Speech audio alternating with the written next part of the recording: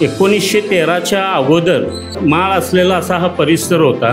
इथं खंडोबा देवळाच्या बाजूलाच लागून झोपडी वजा एक स्थळ होतं आणि तिथं ते खंडोबा तालमीची स्थापना त्या झोपडी वजा एक जागेवरतीच केली। त्यानंतर आता फुटबॉलची टीम गेली 15-20 वर्ष फुटबॉलची टीम आमची जोरात सुरू आहे। आता बरीचशी पारितोषिक आम्ही जिंकलेले आहेत आणि या कोल्हापुराचं फुटबॉल म्हटलं खंडोबा तालीम म्हटलं तर जे एवढं प्रेक्षक असते तेवढं कुठल्या संघाच्या स्पर्धेला नसतं बरं का। खंडोबाची मॅच आहे म्हटल्यानंतर अक्षरशः त्या स्टेडियमवर बसायला जागा मिळत नाही, म्हणजे इतके सुंदर संघ आमचा खेळतोय।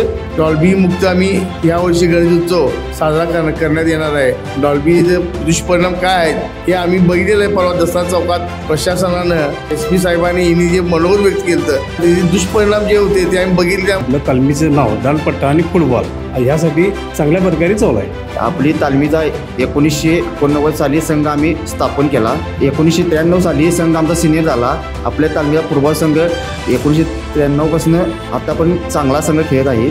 गणेशोत्सवाच्या उत्साही पार्श्वभूमीवर के न्यूज मराठी सादर करत आहे कोल्हापूरच्या तालीम मंडळाचा इतिहास आणि वाटचाल ही खास व्हिडिओ सिरीज। आजचा भाग समर्पित आहे रंकाळा तलावाला लागून असणाऱ्या आणि जवळपास 110हून अधिक वर्षांचा थोर वारसा जपणाऱ्या खंडोबा तालीम मंडळाला। ब्रिटिश काळापासून सुरू झालेल्या या तालीम मंडळानं कोल्हापूरच्या क्रीडा परंपरेला विशेषतः फुटबॉल सारख्या खेळामध्ये उत्तुंग योगदान दिलेलं आहे। केवळ फुटबॉलपुरतं मर्यादित न राहता फुटबॉल, क्रिकेट, मर्दानी खेळांसोबत अनेक खेळांमध्ये सक्रिय सहभाग घेऊन या तालीम मंडळानं शहरातील युवकांना नवी दिशा दिली आहे। याबरोबरच खंडोबा तालीम मंडळ सामाजिक उपक्रमांमध्येही आघाडीवर असतं। या वर्षीच्या गणेशोत्सवाची वैशिष्ट्य आणि मंडळाच्या पदाधिकाऱ्यांकडून ऐकलेली रोचक माहिती आम्ही खास तुमच्यासमोर घेऊन आलो आहोत। नमस्कार, मी वस्ताद पंडित आनंदराव पवार। या खंडोबा तालमीच्या माहितीसाठी मला जेवढी ज्ञात आहे ती माहिती मी आपल्याला हे करतोय। 1913च्या अगोदर माळ असलेला असा हा परिसर होता। इथं खंडोबा देवळाच्या बाजूलाच लागून झोपडी वजा एक स्थळ होतं आणि तिथं ते खंडोबा तालमीची स्थापना त्यावेळेची चंद्रोबा वनेरे, लक्ष्मण सूर्यवंशी, परत शंकरराव ठोंबरे, नामदेवराव पवार या अशा काही जुन्या लोकांनी ह्या खंडोबा तालमीची स्थापना त्या झोपडी वजा एक जागेवरतीच केली। त्यानंतर बांधलेली आहे तालीम। त्याच्या मध्यंतरी मला वाटतं त्यावेळचे नगराध्यक्ष ND जाधव, हिंदूराव साळोखे शेका पक्षाचे कार्यकर्ते असे बरेचसेच जुन्या लोकांनी मदत करून एक बिल्डिंग बांधली। पण सुरुवातीच्या काळात ज्यावेळी ही संस्था स्थापन केली त्यावेळी शंकरराव हांडे, जरग वस्ताद, शंकरराव ठोंबरे असे हे जुन्या वस्ताद लोकांनी त्यावेळी जे हे केलं आणि ही जी जागा आहे ही चंद्रोबा वनेरे ही जागा खंडोबा तालमीला दिली। त्यानंतर इथं ती वास्तू बांधण्यात आली आणि त्यानंतर ह्या तालमीचं कार्य झालं।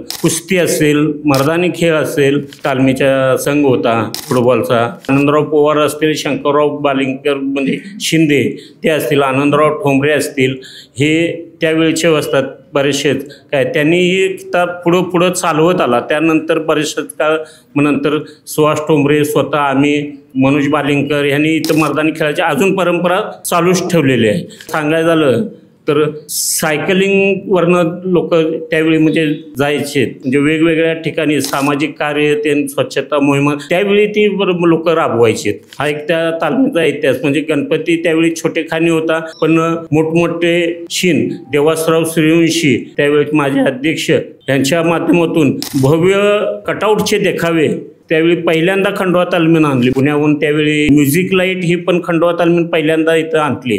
हे देवासराव सूर्यवंशी यांच्या माध्यमातून बरेचसे कार्य झालेलं आहे। मी विश्वास पवार, माजी अध्यक्ष खंडोबा तालीम मंडळ। आज या ठिकाणी आपल्या चॅनेलला आमच्या संस्थेच्या इतिहासाबद्दल आपण बोलत आहेत। तर ह्या संस्थेची स्थापना कागदोपत्री 1913ला झाली, पण त्याच्यापूर्वी एक 15 ते 20 वर्षी ही संस्था स्थापन झाली आणि स्थापन 1913ला लिगली कागदावर झाल्यापासून आज 112 वर्ष सुरू आहे। या तालमीचा इतिहास सांगायला तर पूर्वी तालमीत पैलवान वस्ताद लोक होते, कुस्त्यांचं मैदान चांगलं चालायचं। तर माझ्या बघण्यात म्हणजे सुरेश जरग एक चांगले वस्ताद होऊन गेले। त्यांचे आता एक परवा त्यांचा एक फोटो पाहिला मी, तर शाहू खासबाग मैदानामध्ये त्यांच्या मुलग्याची कुस्ती होती। त्या स्वतःच्या मुलग्याला ते कुस्तीसाठी त्या मैदानात घेऊन गेले होते, त्यावेळेचा एक फोटो मी पाहिला। तर अक्षरशः शाहू महाराजांसारखी एसटी म्हणजे तब्येत असणारे धिप्पाट ते होते। त्यांचं म्हणजे चांगलं कुस्तीवर लय प्रेम, त्यांनी बरेचशाच लोकांना कुस्तीमध्ये चांगलं तयार केलं। पण जनार्दन देवकर, शामराव देवकर हे सुद्धा पैलवान होऊन गेले। आमचे पूर्वीचे अध्यक्ष माननीय देवासराव सूर्यवंशी हे स्वतः पैलवानच होते। तर ह्या तालमीला कुस्तीची परंपरा फार मोठी आहे. त्यानंतर मर्दानी खेळ सुरू झालाय की आनंदराव पवार असतात त्यांच्या माध्यमातून आमचे बालिंगकर, परत आनंदराव ठोंबरे असतात, त्यानंतर गोविंद राऊत पण आमच्याकडे चांगले होते, म्हणजे मर्दानी खेळाचे अगदी प्राचीन. आता सध्या बाळासाहेब शिकलेकर आमच्यात आहेतच. तर असे ह्या मर्दानी खेळाला या कोल्हापूर शहरात इतके महत्व आणि आमच्या तालमीचा म्हणजे मर्दानी खेळ बघायला बाहेरगावून लोक यायची. म्हणजे त्यावेळच्या वस्ताद लोकांचं कसं होतं, पूर्वी विडा द्यायच्या, विडा घेऊनच की नाही ही लोक खेळायला जायची. कुठलेही पैसे त्यांनी स्वीकारले नाहीत, नारळ आणि पानाचा विडा दिला की संपला विषय. तर त्यावेळेला इतका मोठा आमचा मर्दानी खेळ चालायचा की डोक्यात नारळ फोडायचे त्यावेळेला केलं नव्हतं. ह्या आमच्या शिवायपेठेतल्या मर्दानी खेळामध्ये ते सुरू झालं. त्यानंतर आमचं लेझिम पथक फार मोठं होतं, असं नावारूपाला आलेलं होतं. तर त्यातले आता माजी खेळाडू लेझिमचे आहेत प्रल्हाद पवार, आमचे विलास पाटील, सुरेश वनेरे, उमेश वनेरे, अजून त्यातले काही 4-5 खेळाडू चांगले आहेत. ते लेझिम पथक पूर्ण जिल्ह्याच्या बाहेर जायचं तर ते लोक वरातीसाठी खास यायचे इकडं, किंवा एखादा मोठा कार्यक्रम असेल तर ते लेझिम पथक खंडोबा तालमीचं आपल्याला पाहिजे म्हणून का नाही तर इतर रसिकेत चालायची. त्या लेझिम पथक इतकं गाजलं, ह्या कोल्हापुरात कुठल्याही संस्थेचं असं लेझिम पथक नव्हतं. इतकं सुंदर लेझिम पथक आमचं होतं. रात्रीचं ड्युट्या घेऊन सुद्धा लेझिम खेळायला आहे तिने, तर ते तोंडात रॉकेल घेऊन जाळ काढायचा, असं इतकं सुंदर लेझिम पथक होतं. त्यानंतर आता फुटबॉलची टीम गेली 15-20 वर्ष फुटबॉलची टीम आमची जोरात सुरू आहे. आता बरीचशी पारितोषिक आम्ही जिंकलेले आहेत. आणि या कोल्हापुराचं फुटबॉल म्हटलं, खंडोबा तालीम म्हटलं तर जे एवढं प्रेक्षक असते तेवढं कुठल्या संघाच्या स्पर्धेला नसतं बरं का. खंडोबाची मॅच आहे म्हटल्यानंतर अक्षरशः त्या स्टेडियमवर बसायला जागा मिळत नाही, म्हणजे इतके सुंदर संघ आमचा खेळतोय. आणि त्या माध्यमातून आमच्याकडे चांगले चांगले खेळाडू तयार झाले. आता परवाच एक आमच्या संस्थेचा खेळाडू मुंबई पोलीसमध्ये भरती झाला.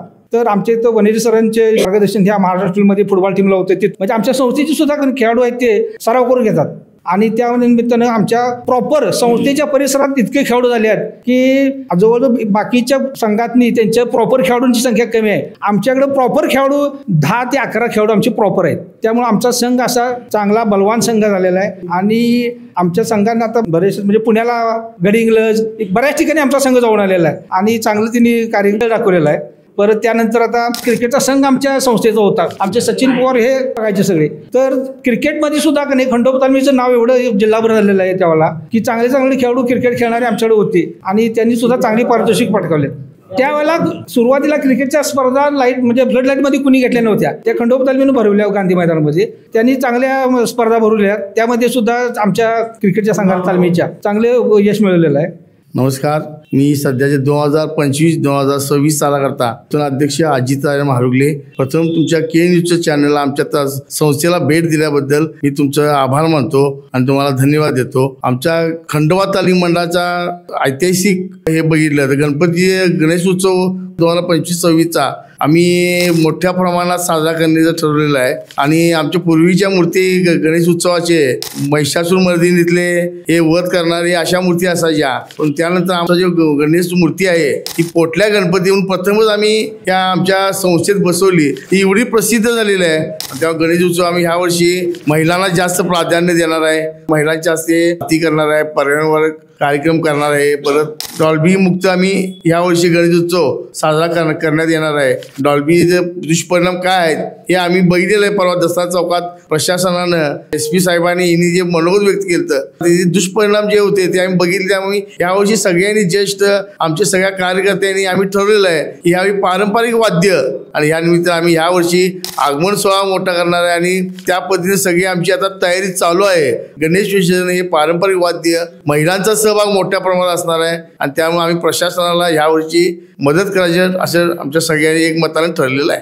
नमस्कार, ते चालू असणाऱ्या कमिटीमध्ये उपाध्यक्ष मनोज शिंदे बालिंगर. अण्णांनी पूर्वी सांगितले की लाठी दानपटाविषयी तीच परिस्थिती आता सध्या चालूच असणारी म्हणजे आपले पंडित अण्णा एक आणि ठोंबरे बसतात हे आता सध्या दानपट्ट्यासाठी अहोरात्र राबत आहेत. त्यात आता युवा म्हणजे आपले श्याम पवार तालमीचे खजानीस ते दानपट्ट्यासाठी अहोरात्र राबत आहेत. आणि अशीच वाटचालीची चांगल्या प्रकारे चालू असल्यामुळे आपल्या तालमीचं नाव दानपट्टा आणि फुटबॉल ह्यासाठी चांगल्या प्रकारे चालू आहे.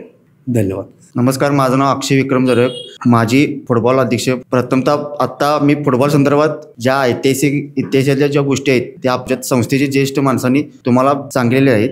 आपली तालमीचा 1989 साली संघ आम्ही स्थापन केला. 1993 साली संघ आमचा सिनियर झाला. आपल्या तालमीचा फुटबॉल संघ 1993 1993 पासून आतापर्यंत चांगला संघ खेळत आहे. त्यावेळी जी जुनी खेळाडू होती तालमीची, गजानन लोखंडे असतील, अनिल करवते असतील, मनोज शिंदे बालिंकर वस्ताद असतील, युवराज बसाडे असतील, बऱ्यापैकी हिने जे सुरुवात त्यावेळी जी केली ते आजपर्यंत आम्ही यंग तालमीचे संस्थेचे युवक कार्यकर्ते घडवत आजपर्यंत आम्ही चालवत आलो आहे.